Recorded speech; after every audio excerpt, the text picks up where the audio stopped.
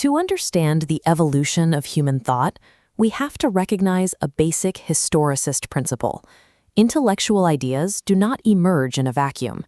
They are directly tied to the socio-political bedrock of their time. You cannot decouple a society's philosophy from the reality of its political environment. This principle is essential when looking at the Hellenistic period. Historically, this era is strictly defined by two massive geopolitical markers, starting with the conquests of Alexander the Great in the 4th century BCE and extending until the consolidation of the late Roman Empire. This map shows the sheer scale of the change. In a very short window of time, the center of gravity shifted. Power moved away from the isolated, self-governing city-states of Greece and exploded outward, forming a sprawling, interconnected empire stretching across the Mediterranean and deep into Western Asia. With those new borders came a massive influx of diverse cultures. The philosophy of this era was not a spontaneous generation of entirely new ideas. Instead, we see a slow, deliberate structural adaptation, blending older Greek traditions with the new realities of an expanded world. Hossein Kalbasi Ashtari analyzes the specific mechanics of this transition, detailing how Greek thought adapted to its new imperial context. The Hellenistic period functioned as an era of profound structural evolution, rather than the intellectual decline often assumed by earlier historians. To accurately read this history, we have to clear away a major 19th century academic misconception. For a long time, Enlightenment-era historians divided the ancient world into two rigid halves, pure Greek rationality on one side and Eastern mysticism on the other. That rigid structural separation is a retrospective illusion. The ancient world simply did not operate on that geographical dichotomy. Ashtari's text explicitly notes the impossibility of treating the East and West as mutually exclusive domains during the Hellenistic period. Distinguishing the two as separate intellectual ecosystems is a flaw in modern historiography. Instead, the text introduces a more complex mechanism, the Easternization of Greek philosophy. This process was a substantive shift in the actual mechanics of thought. Greek philosophers began to look away from civic structure and moved their attention toward inner spiritual landscapes and individual existential concerns. Greek rational frameworks were deliberately integrated with deep religious currents from the East. This specific intellectual fusion directly prefigured the later rise of formal Christian theology and the complex systems of Neoplatonism. The Easternization of the West was a highly sophisticated integration. It expanded classical philosophy's capacity, giving it the tools required to deal with the complexities of the human soul. As the empire expanded, the intellectual center of gravity physically migrated. The dominant philosophical hub moved away from Athens to the newly established imperial-funded city of Alexandria. Looking at this bust of Alexander the Great, we are seeing the patron who funded this new reality. His conquests enabled an explosion of hard sciences in Alexandria, providing the resources for figures like Herophilus to map the human nervous system and Aristarchus to propose a heliocentric universe. But beneath this scientific boom was a severe geopolitical trauma, the irreversible collapse of the Greek polis, the independent city-state. This bust of Plato represents a system of thought deeply anchored to civic duty. Traditional Platonic and Aristotelian political theories were built to govern a city-state. Without a polis to manage, those specific political frameworks were rendered entirely obsolete. In its place emerged a new sociological reality, cosmopolitanism. The individual was no longer an active, participating citizen of a small town. They were now an insignificant subject navigating a massive, chaotic empire. Because the external political world was now governed by distant monarchs and unchangeable imperial decree, philosophy could no longer act as a tool for statecraft. It shifted its focus entirely inward.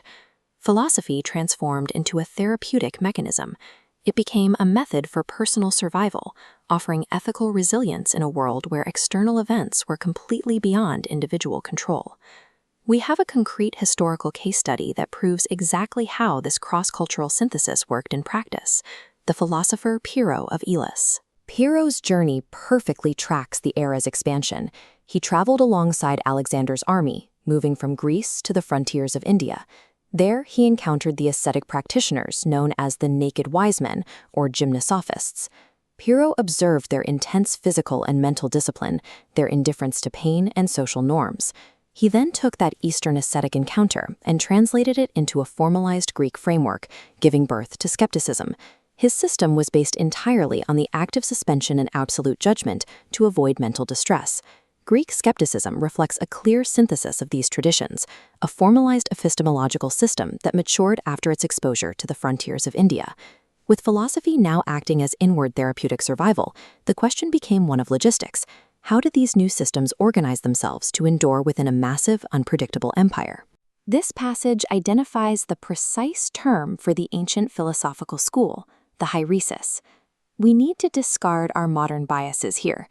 These were not open universities, nor were they academic departments driven by free inquiry. They were highly formalized, legal sects. The organizational hierarchy was strict. At the top was the scholarch, the absolute authority over both the property and the doctrine. These schools survived by maintaining rigid lines of succession, passing down their physical estates and unalterable dogma across generations. Joining a hieresis was a total commitment.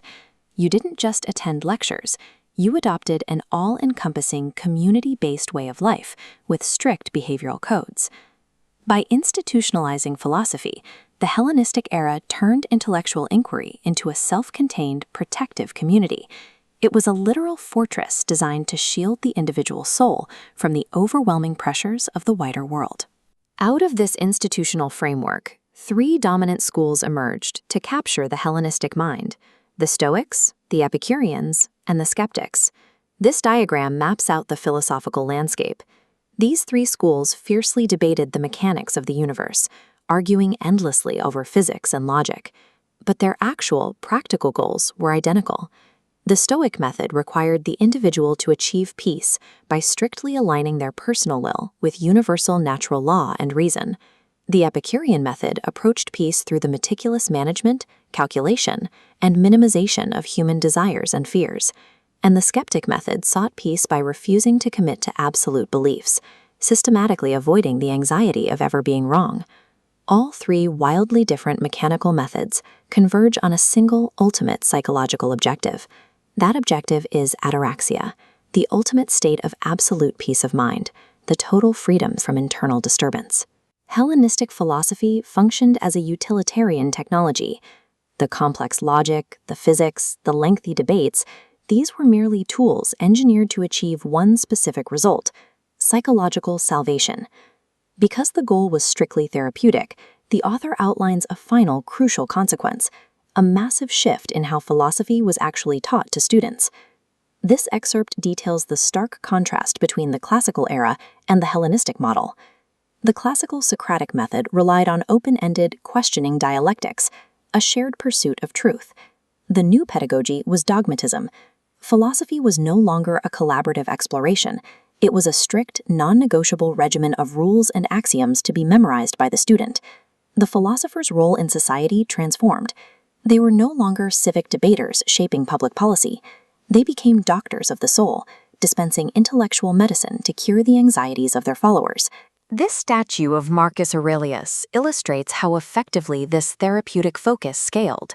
Even at the absolute top of the imperial power structure, the emperor utilized Stoic dogma not to govern Rome, but to internally regulate his own mind.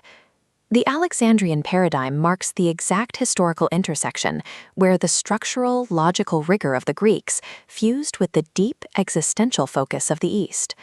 The Hellenistic era established philosophy as a therapeutic way of life, creating the intellectual frameworks that would later define the modern worldview.